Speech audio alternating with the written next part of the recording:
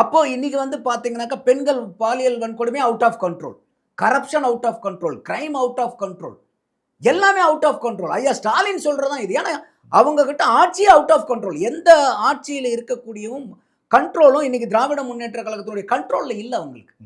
இதத்தான் வந்து ஐயா சொல்லிட்டு இருக்காரு. நாங்க out of control, out of control. நான் கேட்கிறது, கச்சத்தீவு தாரவாத்து கொடுக்கும்போது யார் இருந்தா? டிஎம்கே தான் இருந்தாங்க. அன்னைக்கு ஏன் உங்களுக்கு வந்து நாங்க வந்து state versus Tamil Nadu versus Delhi அன்னைக்கு எங்க போச்சு? அன்னைக்கு அதே டெல்லி இருந்துச்சுல்ல?